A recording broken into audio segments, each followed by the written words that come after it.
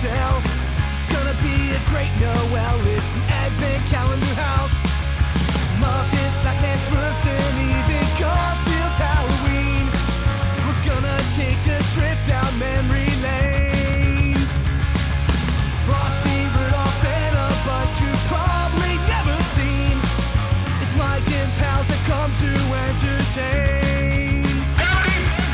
Turn the knob and lift the latch for fun and laughs that can't be matched. And just beware the icy patch. It's the Advent Calendar House. Welcome to the Advent Calendar House, the podcast that hates circuses despite basically being one. It's Christmas in July, but today's episode brings us to a place where it's actually winter in July. So hop into our two Kangaroo open sleigh and join us on a flight all the way back to 1981 or thereabouts as we travel around the world with Dot.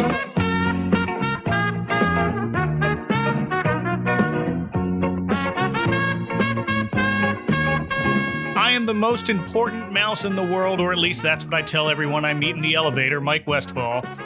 And joining me is an intoxicated bear giving out Christmas trees to everyone. Please welcome Dan McPherson. Hey, Dan. How's it going? Going well. Thank you so much for being here. You recommended this one to me. Yeah. As a bit of a confession, I've seen other Dot films, but I only just saw this one as of watching because I knew it was about Christmas. And so, yeah, I recognized, so I thought, oh, yeah, I'll tell Mike about this one.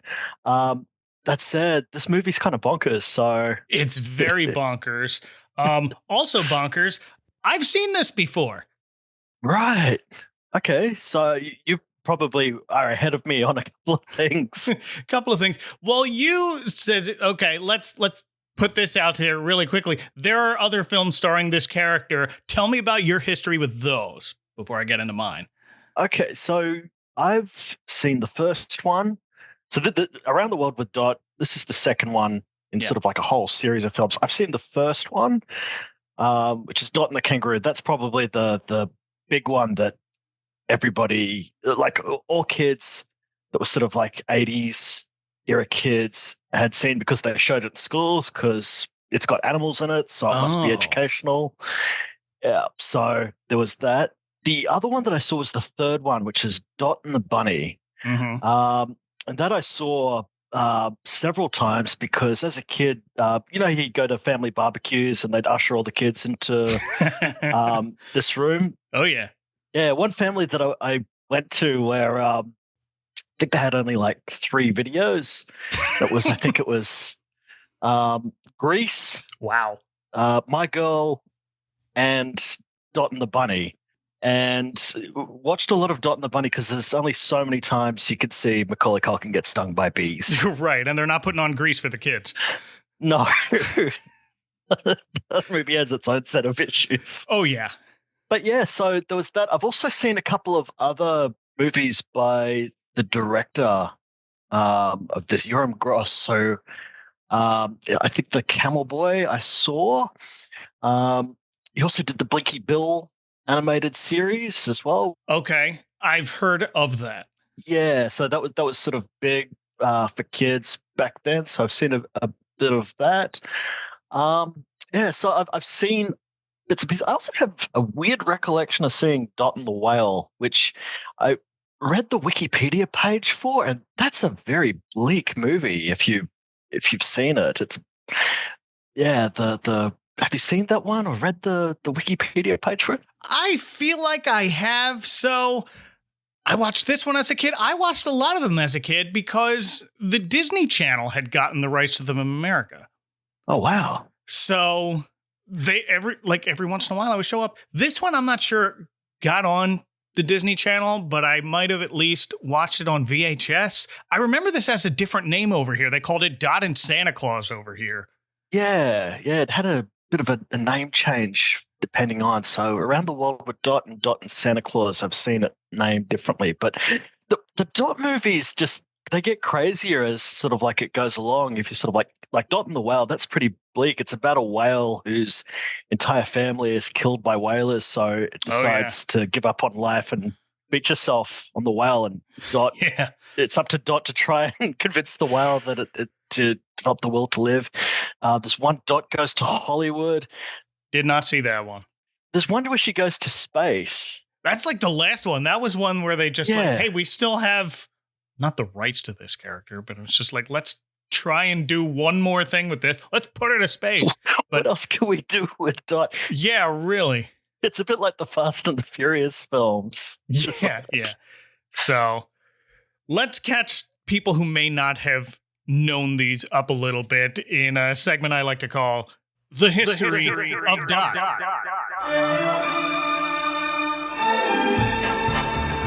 Who is originally from a children's book called Dot and the Kangaroo by Ethel Pedley, published in 1899. It's about a girl who gets lost in the Australian bush and meets a mother kangaroo who's looking for her lost baby, so she helps Dot find her way home as well.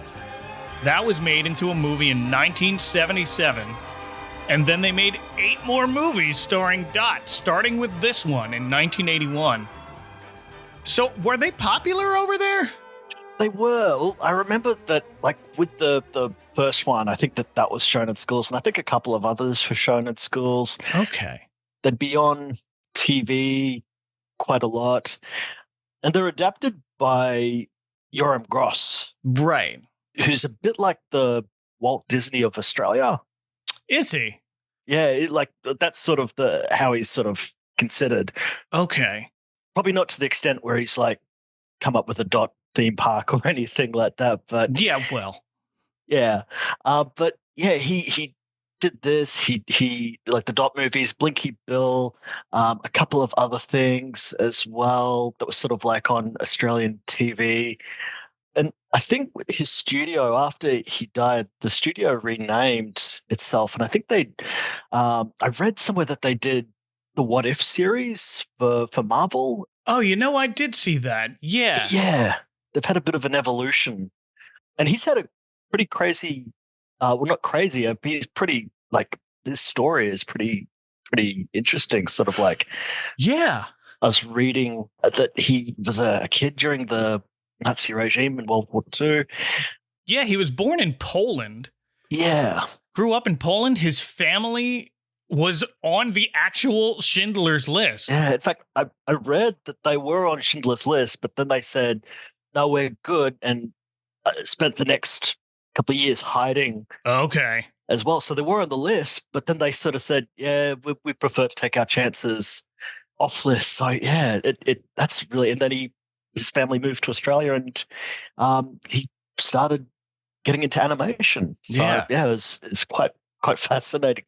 Sort of his trajectory, and he pretty much became a bit of a pioneer in Australian animation. Yeah. Well, and I would say animation in general. I was fascinated by these as a kid because of the way they're animated. So it begins with live action, and then it brings in animated characters, but they're superimposed on live action backdrops.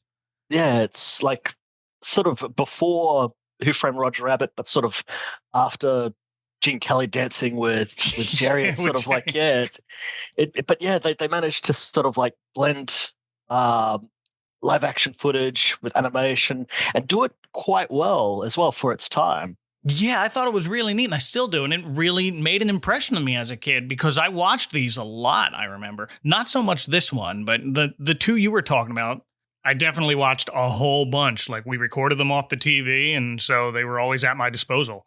Yeah.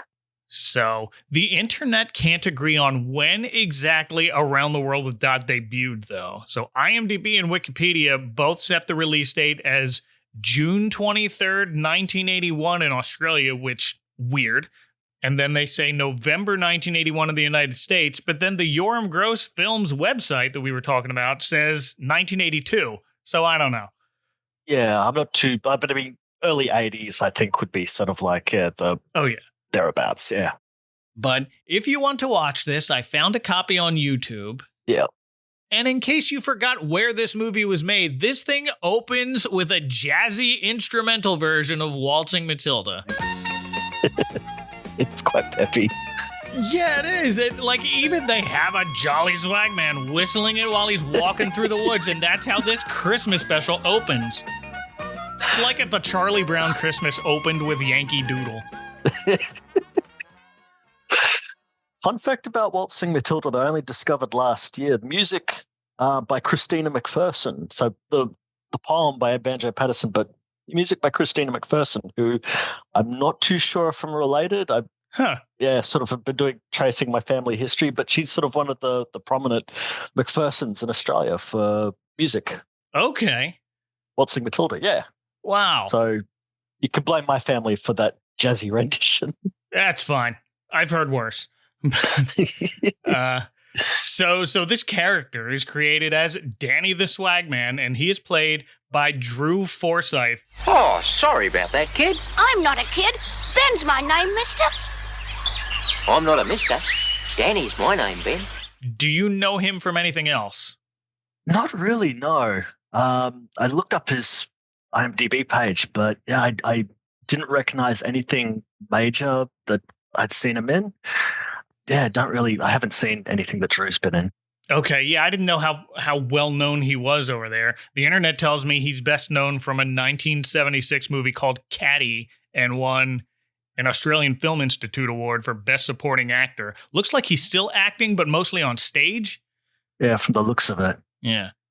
But here he comes with a couple of kids playing catch with a soccer ball, a thing you're supposed to kick, but fine. Well, one girl does kick it high in the air to Danny, who kicks it even higher in the air, and it lands over a fence and into a bowl of water some other kid is carrying in his backyard, splashes right in his face.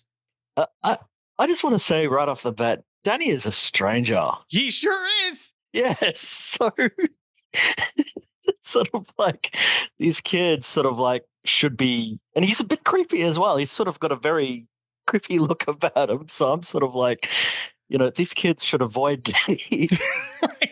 But it splashes right in this kid's face. This kid's name is Ben. He's the brother of Dot, who we'll meet in a second. Again, we're not animated yet. This is all live action. So this girl playing Dot here is Ashley Iyer. Ben, you're stupid. You ruined my egg. You laid the egg. It's an emu egg. I don't lay eggs. Her credits on IMDb include this, another Dot movie, and that's it. Yeah, I think she did a live action Dot as well in another movie. Right. But these two live on some sort of farm or animal refuge, but there's a small sign painted on the wall that reads Dot's Zoo. She's taking care of an emu egg. We also see some rabbits in cages, a cockatoo, and a pair of kangaroos. That's right. And Danny, an adult stranger, decides to just walk in to these unsupervised kids' backyard because it was the 80s, man. This was the 80s, man. Where are Dot and Ben's parents in all this? They're inside. I don't know. They're at work. They're just sort of looking at the window. Who's Dot and Ben with? Oh, it's just some weirdo, some transient who's sort of like just decided to come in. Oh, he's in our backyard now, and he's talking with Dot as well. Oh, he's lighting a fire too. Sure, yeah. Would have been fine if he was just collecting the soccer ball and leaving, but he decides to just sit down and have a conversation with these other kids. It's not even his ball. He kicked some other kid's ball over the fence. We never see those kids again. They never get their ball back. Poor kids. And it's even more sort of disturbing when you consider sort of like the secret of Danny, which I don't want to spoil just yet. We'll get there, but first, Ben, I should credit Ben. He's played by Ben Alcott, who, if IMDb is to be believed, is now a technical director. This was his only acting credit. I'd say he's about 10 here. Yeah. Shows Danny a bunny he got for Christmas. This is a bunny I got for Christmas. Now you mean for Easter. An Easter bunny. No, for Christmas. Oh, a Christmas bunny. It's a Christmas bunny, yeah. Sure. Those exist. That prompts Danny to ask Dot what she's getting for Christmas, and that's how they introduce that this is supposed to be a Christmas movie. So stop complaining about Die Hard, everyone. It's kind of interesting because this movie is very it has Christmas in it, and it's sort of like Christmas themes, but the main thrust it's sort of Christmas is tangentially sort of related to sort of like the main plot. Yeah. Right. Which is fine, knowing the other movies in this series, and it's just like we need a vehicle to get Dot around the world, and we'll get to that in a bit. But Dot says she doesn't want anything for Christmas, but Ben insists yes she does, and she admits she really wants to find a lost Joey. So let's back up a bit. This scene is taken straight from the first movie, Dot and the Kangaroo, where those two meet and Dot rides in her pouch. It's a whole song, and they include this whole scene from the first movie. Some people ride camels and some prefer mules, while others ride turtles and don't they look fools? But I curl up inside, just enjoying the view as I ride in the pouch of a red kangaroo. And it's been stuck in my head for 40 years. I haven't seen a Dot movie in such a long time, but just the music sort of like it brought back some memories, just that sort of that hoppity hop and oh yeah. Like if you've heard it as a kid, like it's still like it came back to you right away when I mentioned it. Flashbacks. Yeah. The animated voice of Dot is Barbara Frawley, who it looks like is mainly known for voicing this character, but she's also in a 1982 animated version of A Christmas Carol that I've seen as Bob Cratchit's wife. I've mentioned it before on here. It's on my to-do list. I will get to it. That version was produced in Australia. It's said to be one of the most book-accurate adaptations of A Christmas Carol ever made. Oh, wow. Yeah, I haven't seen that one. Yeah, that's going to come up again. There are a few other voice actors in this that also did a voice in that. Yeah, there's a couple of actors that sort of appeared in other Yoram Gross movies as well. Okay, so he's got like a regular crew that he likes to go back to. A little note about Barbara Frawley as well. One of the other things that she did, we have a show called Play School. Okay. Which is sort of like an educational kids show. Watched it religiously as a kid. And I think she was on that as well, or I think she did a couple of songs. There's one song in particular that I remember, and you get a YouTube video that she sings called The Black Cat. It's just an animated song about a black cat having a stretch, and then it walks away. But as it walks away, you get to see the cat's animated butthole. And what? Yep. It's like no other comment, just it's the cat's butthole. Oh, I hate to see it go, but I can't stop watching you leave. Wow. So the ending of Dot and the Kangaroo was different from the original book. In the book, Dot returns home. We discover Dot's parents just happened to have found the kangaroo's lost baby Joey. Happy ending. In the movie, the Joey's not there. The kangaroo just drops Dot off at the edge of her property and leaves to keep searching for her baby, leaving Dot crying after her not to go. And that's how it ends, with the saddest piano music as we watch the kangaroo hop away. That, and also the continuity with the Joey as well, because it changes between this movie and then Dot and the Bunny. Yeah, we'll get to that at the end, because yeah, I had a big question about that, but I guess to tie these further adventures of Dot back to that, they decided, okay, all Dot wants is to find this lost Joey, and she tells Danny she heard some hunters talking about catching animals to sell to a zoo in Japan. And Danny tells her, oh, we'll find that Joey, even if we have to go to Japan. How? You can do anything with a little ingenuity. Ingenuity. She doesn't know what that means. She's like 6, so Danny has to sing a whole song about it now. With poorly aged shout-outs to Christopher Columbus and Henry Ford. How did Christopher Columbus cross the deep blue sea? With an early start and a lot of heart and ingenuity. You can do most anything with a rubber band and a piece of string. How do you do it? Fiddly-dee with ingenuity. Ford I can understand, but Columbus didn't build his boat. I don't know about how much ingenuity Christopher Columbus had. No, he ended up in the wrong place. And the lyrics as well, that chewing gum and the art of wire, rubber band and a piece of string. I've got in my notes here, this is a song about MacGyver. They did. They MacGyver this sleigh together they're about to make, because during the song, we see Danny dress up in different costume pieces like an aviator hat, an astronaut helmet, and a whole Santa Claus suit and beard as he helps Ben and Dot build a sleigh out of a bench and some rope the kids have lying around. But instead of the usual stocking cap, he keeps the wide-brimmed brown hat he was wearing before, but the rest of the suit is classic Santa Claus red coat and black boots. That got me wondering, when you see Santa around Christmas time over there, is he usually in his heavy red suit or is he dressed more for summer?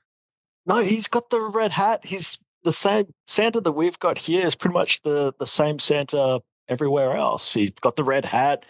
Yeah, doesn't have the bushman's hat or anything like that. Okay, didn't think he was doing any costume changes. It's not a lengthy flight. Well, it's not time-wise anyway. I don't know. I know here if he appears for some Christmas in July thing, he usually opts for a festive Hawaiian shirt and flip-flops. This brings a question that I'm wondering about. So, is Danny actually Santa Claus, or is it sort of Santa Claus, but he goes around as Danny, or is Danny sort of like this magic swagman who can just morph into other characters? Like, I'm trying to figure out who or what Danny is, because I know he's a creep, but at the same time, it's sort of like. But if he's really Santa, then he's not a creep. But yeah, that's okay. Yeah, like he's forgetting that, oh, I'm in disguise as this swagman, so no one recognized me as Santa right now. So it could go either way, and the problem is the movie leaves that question open at the end. Yeah, it doesn't answer whether he's actually Santa or if he's just sort of, magic hobo. Yeah, he introduces himself as both as this goes on, but for now, they're building this sleigh, harnesses in Dot's 2 pet kangaroos, and in a cloud of glittery magic, Dot, the sleigh, the kangaroos, and the guy who introduced himself as Danny, but it turns out may or may not be Santa, transform into 2D animation and fly off. Without Ben. Without Ben. So long, Ben, your name's not in the title. You get to stay home. It's just shafted with his Christmas bunny. Yeah, watch the other animals while I go fly around the world with maybe Santa. And they're flying. They're airborne. Santa asks Dot if she'd care to take a turn around. Well, it's the 80s, so they're still calling it Ayers Rock, but now it's officially known by its original name, Uluru. Yep. Did I say that right? That's right. Okay. First try. It's the big old monolith that's out in the middle of nowhere.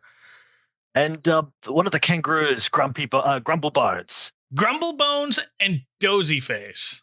Yeah, Grumblebones goes, it's just a rock, which, it is, but it's still, it's kind of impressive still. I love these names. These are Dot's names for their kangaroos, and I love them. They're adorable. Steal them for your next pet. They were my favorite part. Well, I think the kangaroos were probably my favorite part of this, especially Grumblebones. I find myself relating to Grumblebones more and more as I get older. They're appropriate names. One's always tired, one's always complaining. A quick turn round here's rock, he says. He doesn't have to pull this thing. Oh, Grumblebones, don't you ever stop grumbling. Kangaroos pulling sleighs. It's ridiculous. The voice of Grumblebones is Ron Hadrick, who played Scrooge in that Christmas Carol adaptation. Oh, wow. Wikipedia says he was a longtime stage actor, and on TV he was in a 1961 serial called The Outcasts. Do you know what that is? Never saw that, but I did see that he was a stage partner with Ruth Cracknell, who is Australian acting royalty as well. Okay. Yeah, she was in a sitcom, Mother and Son, with Gary McDonald. She's sort of like one of our most revered actors, and they were stage partners together for a long part of their career. Okay. And Dozyface is voiced by Anne Hattie, who was in several soap operas, including Sons and Daughters and Neighbors. Do you know either of those? Yes. So she was Helen Daniels from Neighbours, who Scott Robinson's grandmother. So Australian audience is probably know what I'm talking about, but Scott Robinson was played by Jason Donovan, and he married Charlene, who was played by Kylie Minogue. Oh, okay. Yeah, so Helen, she was their grandmother. Or she was Scott's grandmother. Okay. So after a quick stop so the kangaroos can get a drink of water and no other reason, they're in flight again, so Dot can sing a song about flying in Santa's sleigh while we get a weird montage of children from around the world dancing and waving at her. This must be a special kind of magic. Magic for a very special day. I'm flying, but I don't know how. If only they could see me now, riding in a magic Santa sleigh. There was, like, I'm looking through my notes and parts of the song and parts sort of other, which we'll get to in a sec, I'm guessing, where I just wrote, uh-oh. Yeah. This song is just, it's so close to It's a Small World without getting nailed for copyright, so she calls it A Small Place. But I know what you did. We all belong to one race, and yeah, that's... We all belong to one race, but we're going to show all of them on camera. Yeah. Probably the most egregious one, there was a shot of somebody who, Asian, bamboo hat. Oh, yeah. Oh, my goodness. Oh. Yeah. So that was one of the times I wrote, uh-oh, in my notes. Yeah. And it gets worse, but... It does. Oh, no. I love that she's singing about flying around the world and seeing these children in multicultural outfits, and all they've done so far is fly to Sydney. I mean, Sydney's pretty multicultural, I guess. Yeah. Just a few thousand miles to Japan, Santa says, and they start following a plane headed there. And then from inside the plane, we see this boy waving out the window and trying to tell his mom, look, flying kangaroos! But he tugs at his mom too hard and makes her spill her teacup, which makes her so angry. She breaks the teacup with her bare hands in her anger, and then we see this child scream in terror like she's gonna beat him in the middle of the plane. She goes, stupid boy, I'll give you flying kangaroos. Mom, look! Flying kangaroos! Look, flying kangaroos!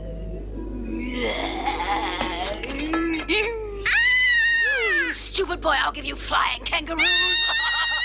What was that? The implication she is beating a child on a plane, Or possibly a plane. even murdering. I mean, wouldn't rule it out. Well, right after that, we see Santa start to cough as they fly through some thick clouds of smoke billowing from a volcano. They zoom in really close to Santa's mouth and eyes as he coughs. It's a weird shot. Yeah, and it's sort of like this, I'm guessing sort of like some sort of monster as well that the smoke has. Yeah, so Dot asks to fly closer to the volcano because she's never seen one, and Santa tries to tell her they're already too close as it is, but she begs, please. And so he says, okay, and he does, and she quickly finds out that that was a bad decision because, again, these are real shots of a volcano, but then they've animated these smoke demons coming out of them. Yeah, and that's fairly irresponsible of Dot. Yeah. Right. Just wispy smoke monsters with red eyes hanging out over the volcano. In fact, fairly irresponsible of Danny Santa as well to sort of like just say, yeah, let's go closer. Let's go closer to the volcano. Like, he's worried about the heat, but then they run into these things. I don't know what this scene is doing here, but it's a trippy scene for 10 seconds. And they loop it. They linger on this smoke monster and just let it roar at us as the music picks up. And I noted a lot of the Dot movies reuse the same background music, and this music here always plays when there's imminent danger and Dot needs to get out of wherever she is at the moment. So I remember this music very clearly. Yeah, I guess because they sort of like pre-recorded and that sort of thing. Oh, we could just reuse the tracks. And they do. Yeah. They do. If you heard the music in one Dot movie, you've heard it in every other Dot movie. The soundtrack to all the Dot movies is just one CD. Yeah. Well, all that smoke makes Grumblebones sneeze, and it's a big enough sneeze to send the whole sleigh flying out of control.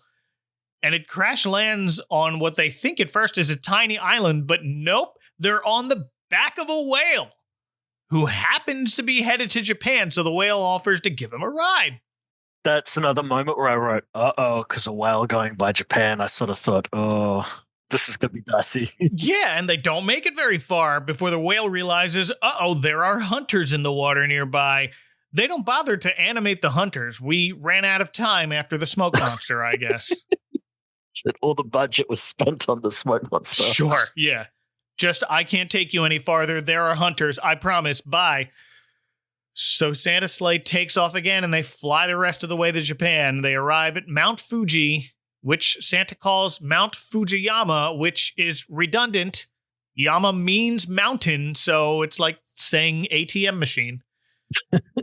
But as they arrive, we hear a Japanese folk song called Sakura Sakura, or as I recognized it, the entrance theme for Piston Honda from Punch-Out! It's one of Japan's best-known folk songs. I've heard my son is in choir at school, and one of the other grades in the choir sang this song at school. I'm just like, hey, wait a minute. I did not know that. Yeah. It's a very peaceful-looking scene as they fly past the mountain. But again, things take a turn really quickly as they encounter an angry dragon flying right at them. I know, this was sort of like, where'd the dragon come from? I don't know. Again, this scene is way longer than it needs to be. It's more than a minute, consisting of Dot screaming and Santa's sleigh spiraling out of control, trying to avoid this dragon, which they crash into, and we see some more close-up shots of Grumblebones fist fighting the dragon, complete with Batman-style sound effects. Bam! Batman sound effects, yeah. There's a pow and a bang. Yeah, and my favorite, sock. Sock. Until they finally realize the dragon is actually a kite. They've flown right into the middle of a kite festival. But the string of the kite gets tangled up on Grumblebones' leg, and a little boy who was flying the dragon kite now pulls down Santa's entire sleigh into the water. And there's a crowd watching them, and a judge awards the boy with the most original design prize. And oh, I do not like the Japanese accents on this guy running the flying contest. This is an uh-oh moment. Oh, if you've ever seen classic Dick Tracy cartoons, this guy sounds like Joe Jitsu. It's that kind of bad. It's very Charlie Chan inspired. Yes, Charlie. Yeah, it is very Charlie Chan inspired. And it only gets worse as this guy tells the story of the Dragon Kite Festival. He says their town used to be protected by flying dragons, and the Kite Festival is held every year around this time in the dragon's memory. And for some reason, Grumblebones decides he doesn't believe this story and demands proof. Of what? That here be dragons? I mean, in fairness to Grumblebones, I would be as well, demanding proof. I guess. I don't know. He's the one who just fought a kite thinking it was a dragon, so... So the judge directs them to a Mr. Nakamura, whom he says knows everything and also lives in the lake where the sleigh crashed. So Dot and the others start calling for Mr. Nakamura to come out of the lake, and oh no, it's worse than the judge. Uh-oh. It is a koi fish that they drew slanty eyes and front teeth on. He's got a mustache as well, like a kind of the Fu Manchu mustache. Oh, yeah. Now I remember why I haven't watched this in so long. I was watching this movie alone in my office, and even then I was slinking down in my chair going, oh, I hope nobody's watching this.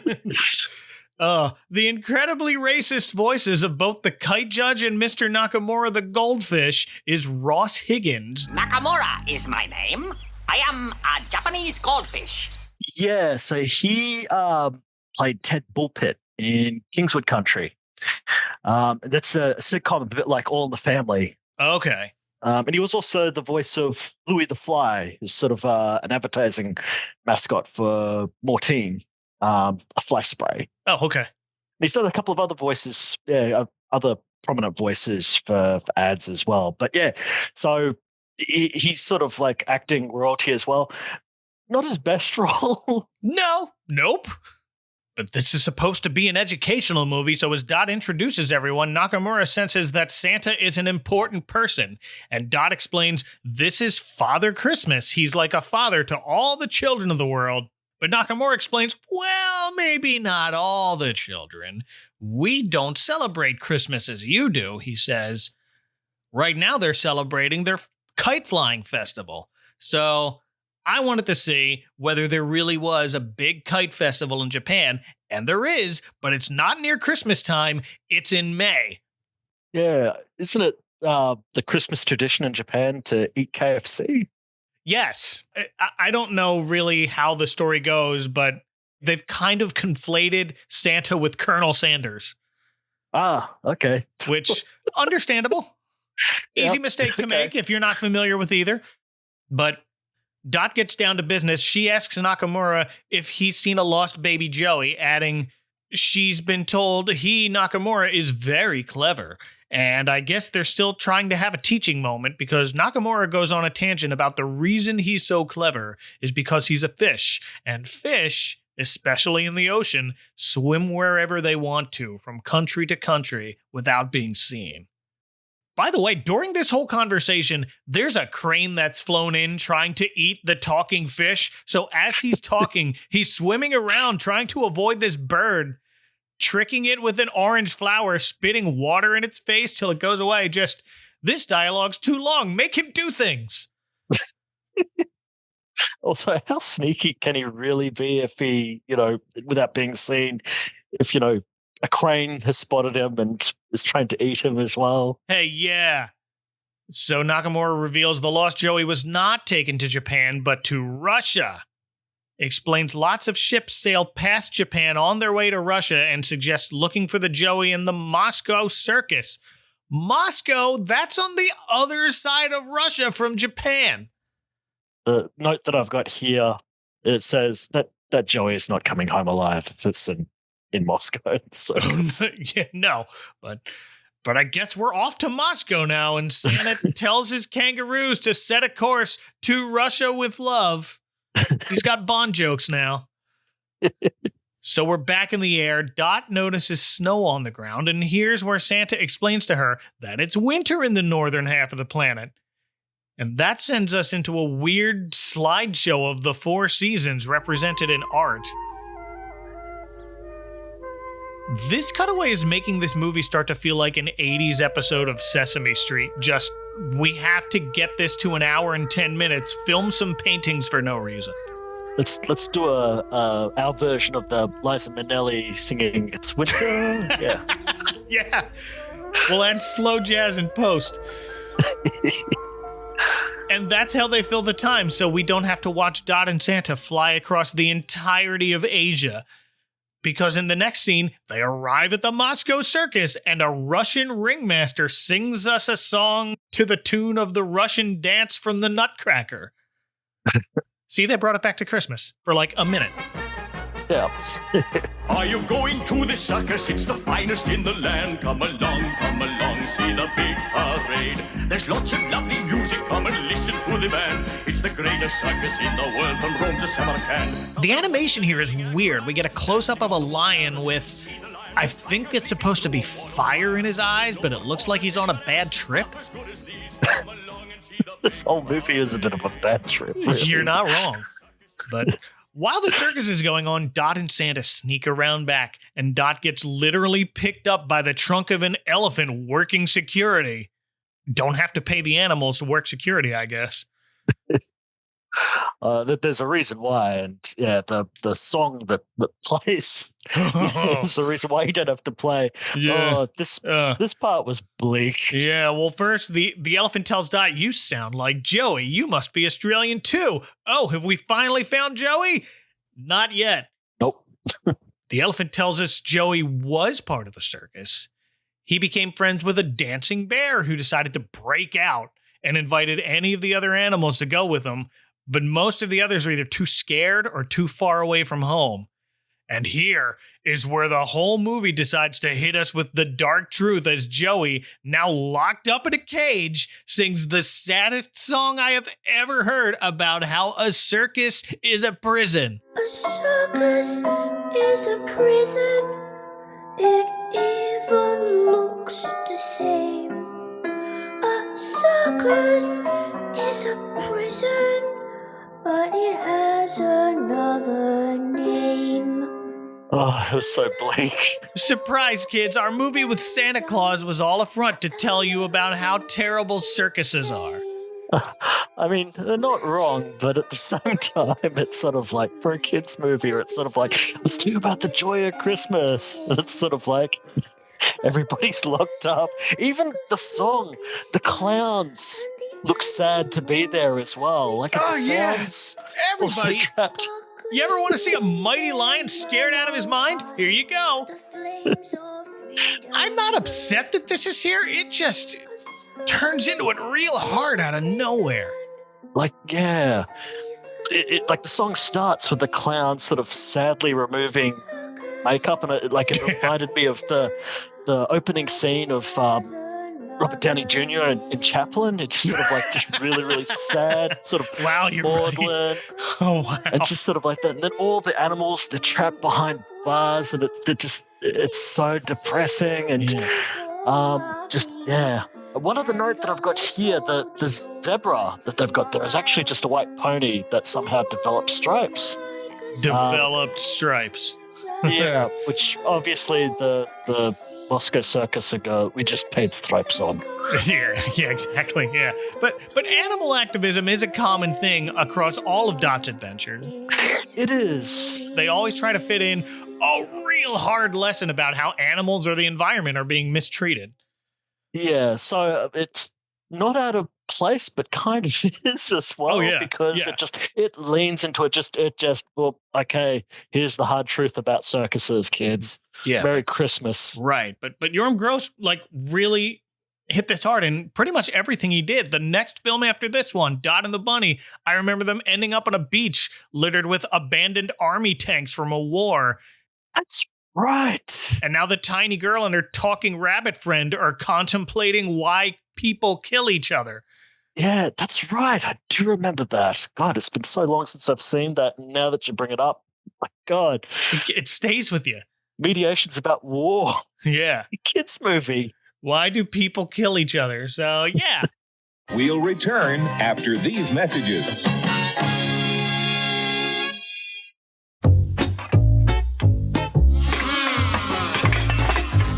Hi, Australia. Remember me? I'm the one who spreads germs as easy as can be. I'm filthy and dirty, as you can see. That's right, I'm the bad guy, the one called Louie. Louie the Fly, I'm Louie the Fly. Straight from rubbish tip to you. Spreading disease with the greatest of ease. Back to spread some germs on you. I'm badder and meaner and mighty uncleaner. The nastiest guy that you've ever seen. Uh-oh. Only one thing I really hate seeing is Mum with the dreaded can of Mortine. Bye-bye, Louie. Bye-bye to Louie the Fly. Say bye-bye to Louie the Fly. One spray of Mortine and you'll never be seen. It's the end for Louie the Fly. Hate that name, Mortine. Mortine. When you're on Mortine, stick to it.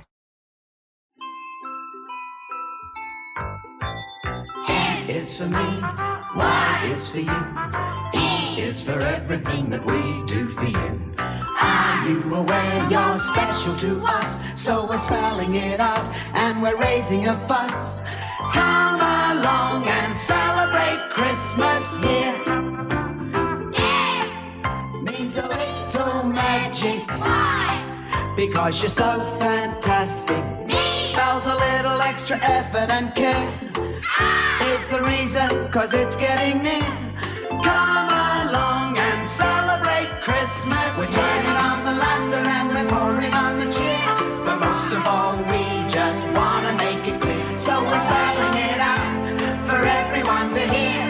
Come along and celebrate Christmas here. You know how some people are really into watching bad movies? It's basically that, just with more princesses.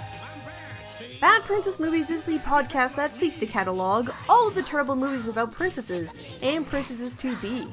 I am your host Christy, and I like to torment my friend and co-host Bree by making her watch and talk about these awful, sometimes downright terrible princess movies. That's really all there is to it. So if you want to hear us goof on these films and don't mind a bit of swearing while we're doing so, come and join us on our podcast, Bad Princess Movies.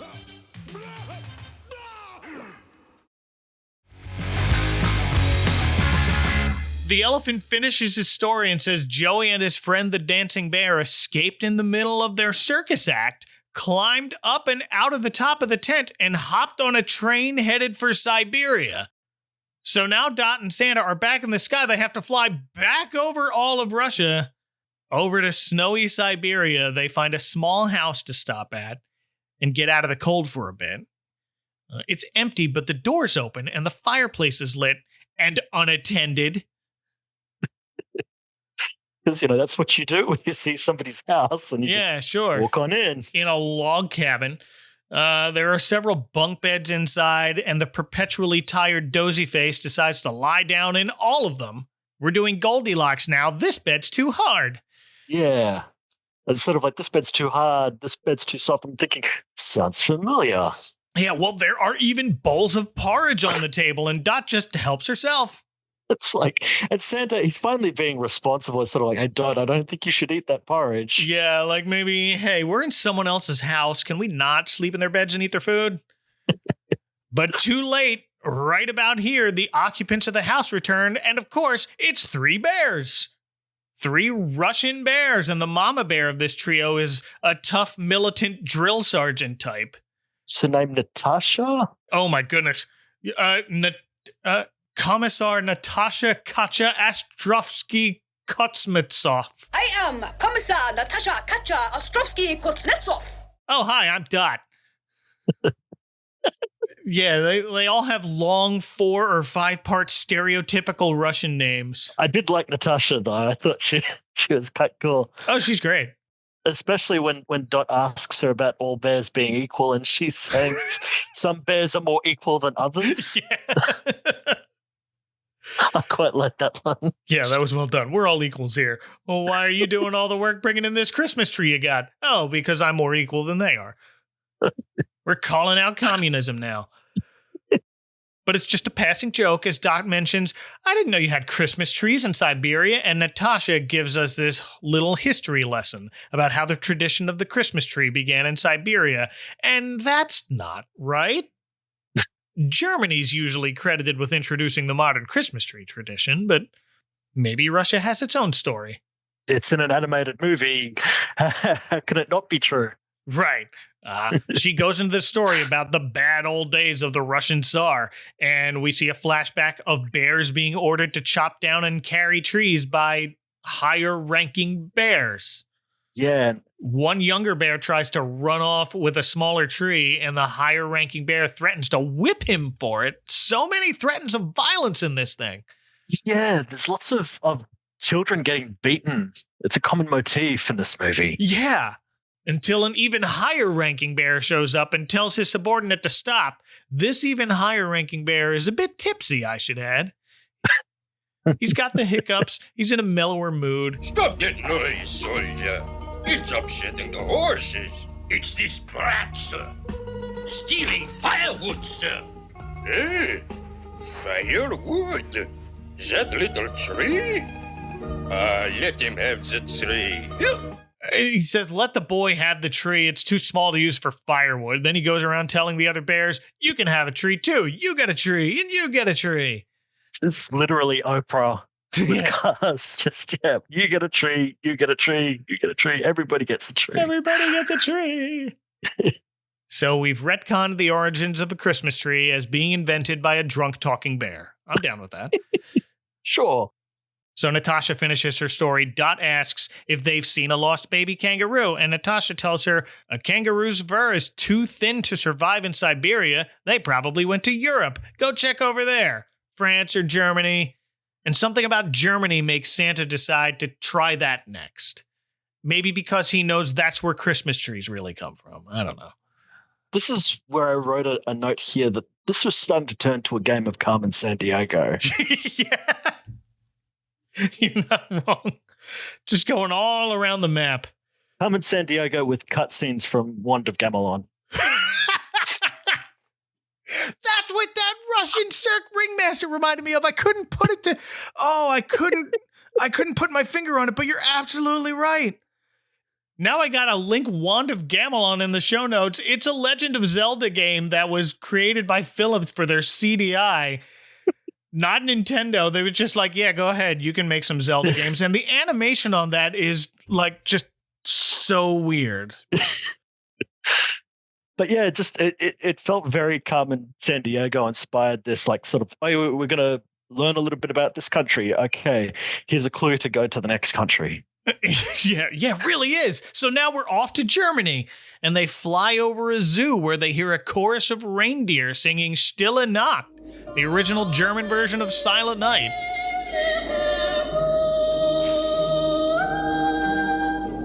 And it looks like they drew and animated one deer and then used a kaleidoscope effect to make it look like a whole choir of them. Interesting choice. They didn't have copy-paste back then. No.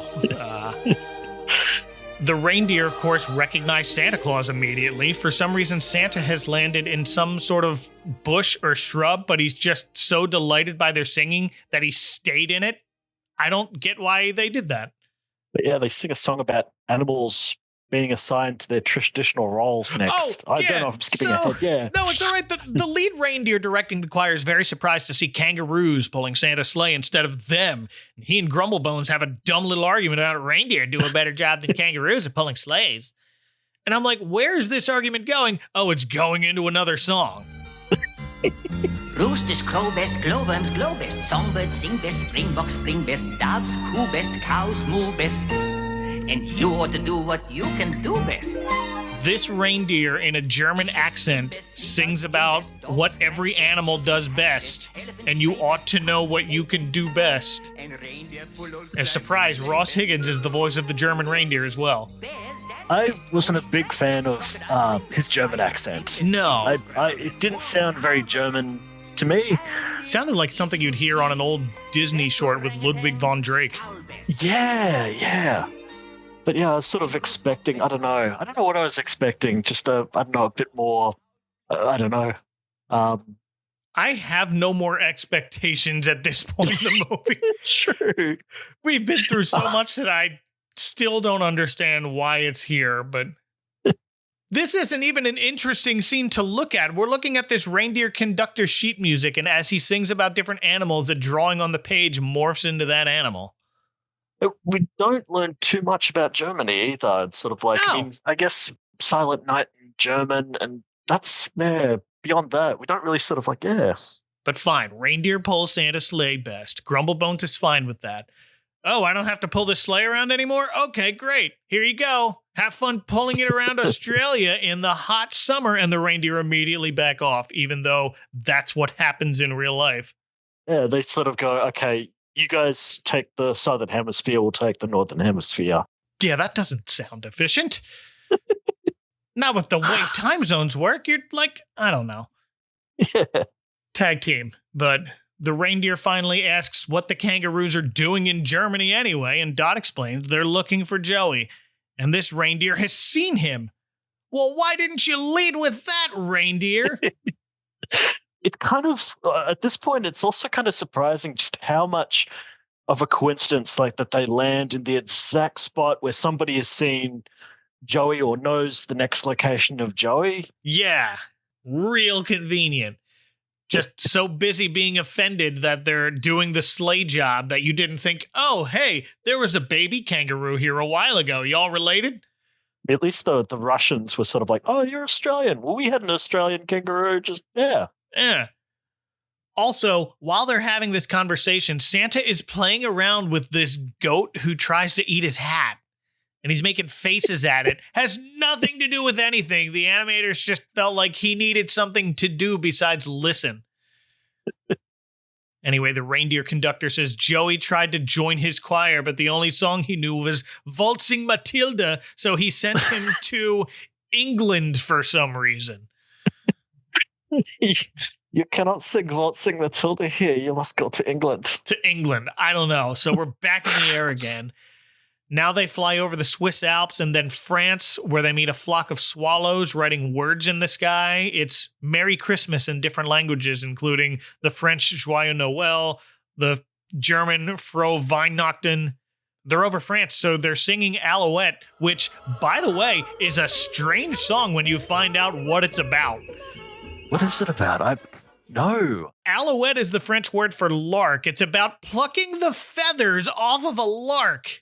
Oh, dear. It's just, hey, lark, I'm going to pluck off all your feathers. Why is that a song for children? Oh, and for, like, swallows as well, like, for birds as well. That's the context there. Oh, my goodness. Yeah, like, and every verse of it is like, first I'm going to start with your head. Now I'm going to start with your arms. Now I'm going to start with your tail. I'm just like, huh? Oh, dear.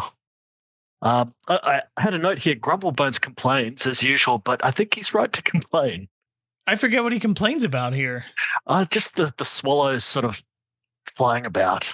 Yeah, just get out of their way. We're trying to get to our destination. Get to England, yeah.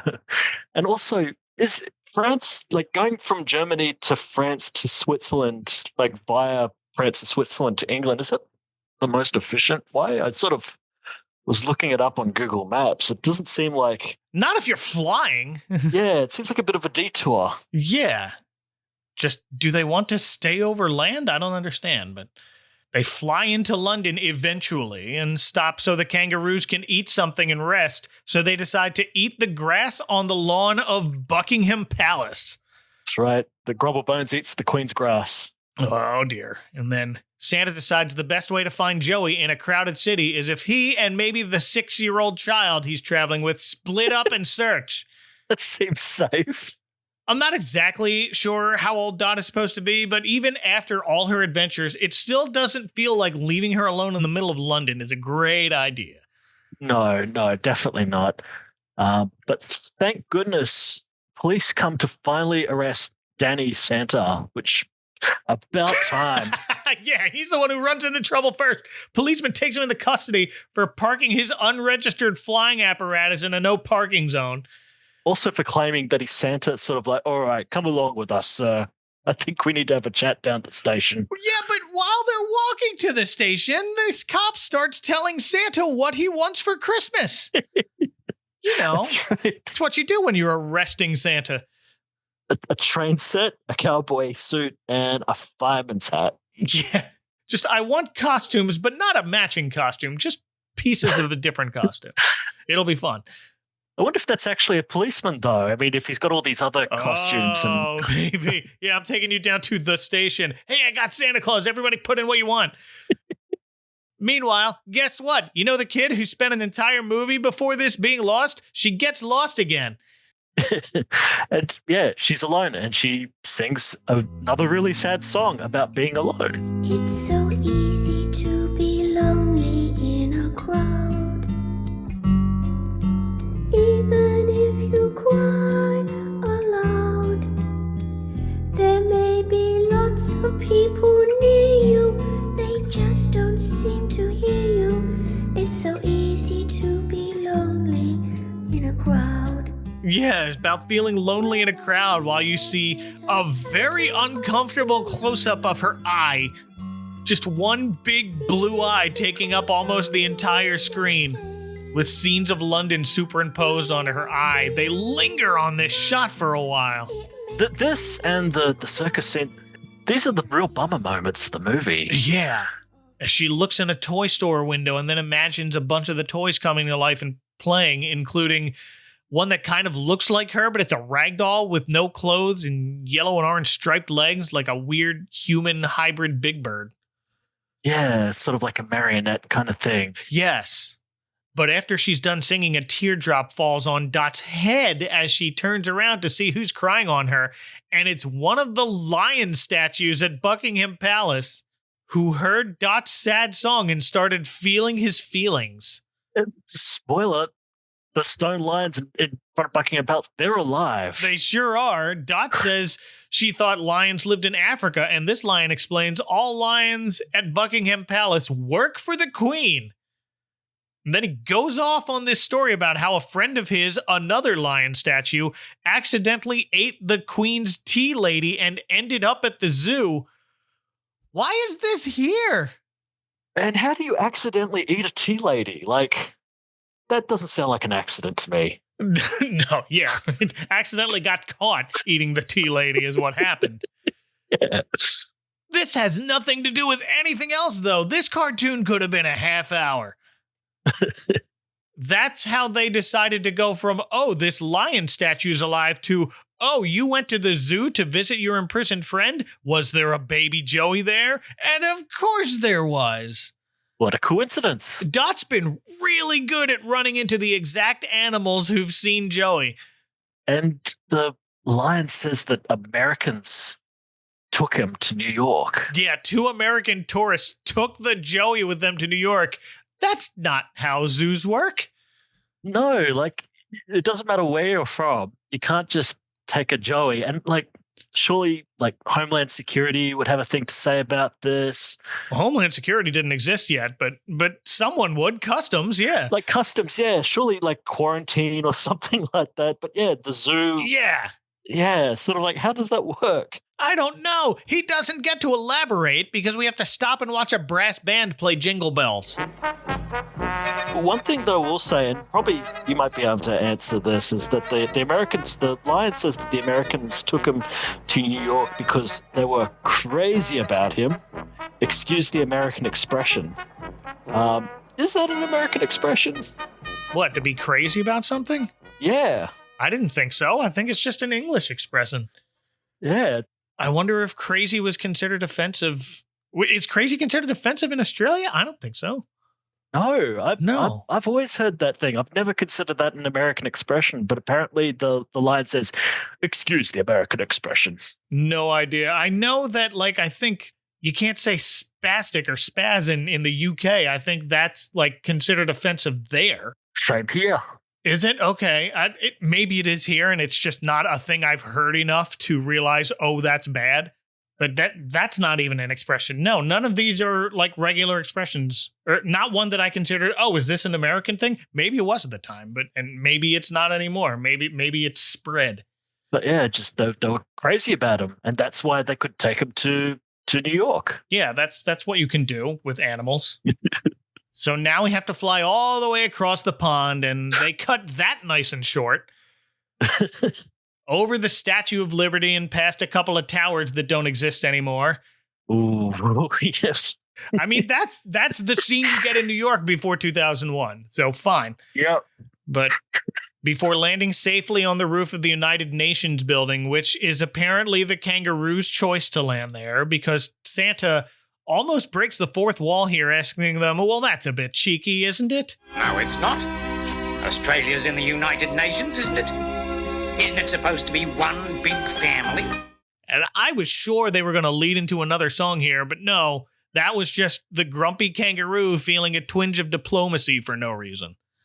Look, it tracks, I guess, with sort of like the rest of the film, where they sort of like have discussed, Circus being prisons, and sort of like, yeah, critiques about communism as well. So this movie gets political. Yeah, So Dot and Santa get into an elevator at the top of the UN building where they hear a small voice say, basement, please. And there's a mouse in the elevator wearing a necktie, glasses, and a buzz cut. He claims to be the most important mouse in the world. You're speaking to Walter Q. Mouse. Call me Walt. I control the destiny of the entire world. He's also smoking a giant cigar as well. Giant cigar. You could do that in elevators in the 80s, I think. Especially mice. Especially mice. It's a small cigar, so. Or maybe it's a regular size cigar because it looks huge in Walt's mouth. Yeah. His name's Walt. He claims to be related to a much more famous mouse that they refuse to name, but he puts his ears up to make him look a bit more like the one he's talking about. Just weird, random call out to Disney. This is one of the scenes that it kind of felt was ahead of its time, because he says that mice at the UN control the destiny of the entire world. And as he says that, he morphs into Mickey Mouse. Which, like, in terms of sort of where Disney is at right now, that's on point. I guess so. The concept of that actually reminds me of the Rescuers now that I think about it. How so? They have sort of a mouse UN in New York, and that's what the Rescuers are. They too, yes. Yeah. And then this guy has a coworker, another mouse, who looks like Henry Kissinger for some reason. What is going on? He says, "Hey, Kiss." Yeah. That leads into the first mouse doing a song and dance about how he loves to walk around New York. I love to walk around New York, wandering through Fifth Avenue. Again, this could have been a half hour. I'm so confused. But he does a tap dance song about living in New York. Yeah. But according to Walt, he's in charge of an entire global network of mice who secretly help maintain world peace by hiding things and nibbling through phone lines whenever a country makes a wrong decision. And that's how I learned all these mice are now long dead. Exterminator found them. That was a bold line to put in here. The Exterminator? Yeah. Or I don't know, maybe the American mouse is supposed to sound full of himself? What do I know? Even Santa asks him, how do you know when to chew through the phone lines and when not to chew? And Walt replies, we know everything. That's the real conspiracy there, is that mice control everything. What's that QAnon conspiracy? I don't know. They stole that from Hitchhiker's Guide. Oh, they did too. Yeah. Just taking everything from everywhere. So Dot asks, well, then why don't you tell us where Joey is? And he turns on this big computer that he's got in a tiny little office that tells him, well, it looks like a video encyclopedia that just tells him about kangaroos.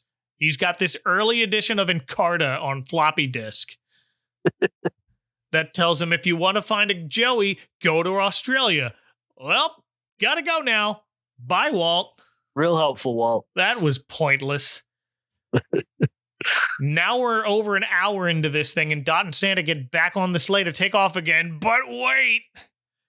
Dot has apparently developed supersonic hearing because she manages to hear the quietest sound of Joey humming Waltzing Matilda from a cage in the Central Park Zoo.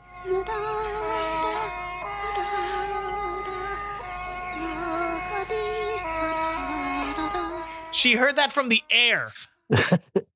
I could barely hear it watching it, and I had headphones on. And yeah, they could hear it, and they find Joey. They find Joey. So, and weird animation goof here, Joey has had blue eyes for this entire movie, and then as soon as Dot comes in the frame to give him a hug, his eyes turn black. Oh. Not really a big deal. I just noticed it, and it was weird. Yeah, I didn't notice that. No, so they find Joey. Santa picks him up, carries him onto the sleigh, which then blinks back into live action, and we're back into Dot's own backyard. It's like they never left, except now Dot's holding a real live baby Joey. Like, so how does that work? Now I'm wondering, did any of this happen? Well, it had to have, because they found a Joey. They've got the Joey, yeah. Then Santa stands up, lets out a big yawn and stretches, starts blinking in and out of frame as he transforms back into Danny in his regular swag clothes. And that still doesn't answer the question whether was he Santa, or is he just Danny who is just some sort of trickster who... I don't know. Yeah. We see a bunch of animals they met along the way morph into animals that were in Dot's zoo the whole time. One of the Russian bears, Walt the mouse, even the racist Japanese goldfish was just a goldfish in a bowl this entire time. Okay, so yeah, this is what's doing my head in. Is this a fever dream? But it can't be, because you do have the Joey there. I'm still trying to figure this out. Yeah, and they don't explain it. The next thing we see is Danny just walks away back into the woods without even saying anything. No goodbye, just walks away. No, off to traumatize some other kids. Yeah, well, Dot calls after him, and her pet cockatoo speaks up here and tells her, He has to go. He'd love to stay, but he can't. There's so many other little animals. Animals in trouble. Animals in pain. Lost. Animals who need protection. Animals who need protection. Ah! huh? We see him walking down the road again, and then it just cuts to the credits. That's it. What was that? No explanation, no nothing. My work here is done. See ya. I must find other animals in need. This whole time I've been questioning whether Danny's the real Santa, and based on this last comment, I'm currently thinking yes, but he's in disguise, and also when Santa's not doing his other better-known job, he goes around rescuing animals? So if that's the case, and going back to the circus thing, you'd think that, okay, let's try and get you out of here, like rescuing the other animals in the circus. Like, they just sort of leave the animals there, especially after that song. Right. Like, yeah, if Santa's sort of really concerned about, shouldn't he bust the animals that are at the circus out as well? Like, yeah. Look, we made this sleigh out of a bench and some rope. I don't think we can fit you all on here. Bag doesn't work with animals. What you do is you just add some extra bits and pieces on. Sure, yeah, use some ingenuity, Santa. It should have ended like the story with the Rudolph special is it didn't originally end with Santa like picking up those misfit toys and delivering them at the end. They had to add that because they got some letters. I'm like, what about these toys you introduced? So they added that at the end. They could have done that here. Hey, Santa, free all the animals from the circus. No, we got to go find one lost baby Joey.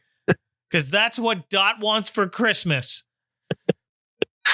Oh, I guess wish fulfilled. But what a weird movie.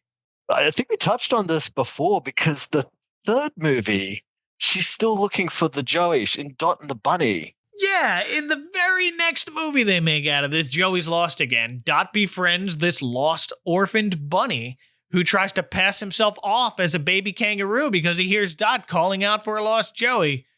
And then at the end of that, the kangaroo from the first movie decides, you know what? My kid's probably lost forever. I'll raise this bunny and pretend he's mine. Like, what happened to the Joey that Dot rescued? Like, we never hear from Joey again. Maybe Dot keeps it in her zoo. Yeah. Sorry, Mother Kangaroo. I'm keeping this one. I was kind of fine with sort of like the first movie and the third movie. There was some continuity there, and I sort of thought, oh yeah, that makes for sort of like a tragic kind of thing. But at the same time, the whole theme of found family and that sort of thing is quite poignant at the end. But now that I've seen this movie, it just throws a bomb into sort of like how I remember sort of like the Dot story actually progressing. So yeah, it's doing my head in. It's wild. This whole thing is wild. But any final thoughts on Around the World with Dot or Dot in general? Yeah, not really. It's definitely a product of its time. Oh, yeah. They definitely went on to sort of better things. I think out of all the Dot films, or at least out of the ones that I've seen, this one sort of ranks quite low in comparison to sort of like Dot and the kangaroo and Dot and the bunny. I quite hold those two up. But there was a lot that didn't make sense and a lot that was really, really bleak, really, really depressing. Yeah. This is the most bonkers thing I've watched in a while. But not nearly as timeless or memorable as those other Dot movies. So I hope people watch this after listening to this episode or before listening to it. I hope they go check out those other Dot movies because they are fascinating. But thank you, Dan, for taking this crazy flight with me. No worries. Happy to jump on board the sleigh that we've constructed out of rubber bands and pieces of string. That's how we do. Well, if people want to take you on a very long trip in a sled made out of a bench and some rope they found, where can they find you on the internet if you wish to be found? I think I've got a Blue Sky, but I don't think I use it. Neither do I. I've been meaning to sort of like get more involved in social media and that sort of thing, but yeah, just other stuff. But I don't know. You can find me, I guess, somewhere. Yeah. Don't find Dan. He'll find you. That just sounds creepy. That makes me sound like Danny. No. Wrong Danny. Yes. I'll put your Blue Sky up on here. I'm on Blue Sky too. Adventcalendar.house. You can, that's the website. You can find me on adventcalendar.house and you can take it from there. That's where you can find the show notes for all of this.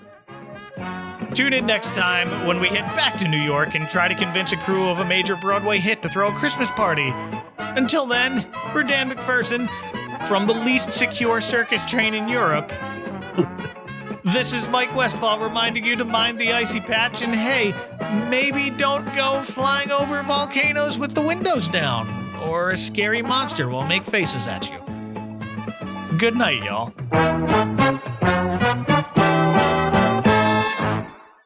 Next time on the Advent Calendar House. Cathedral chimes ring in your ear. Your heart is filled with warmth and cheer. And all over town, what's the one thing you hear? It's Christmas.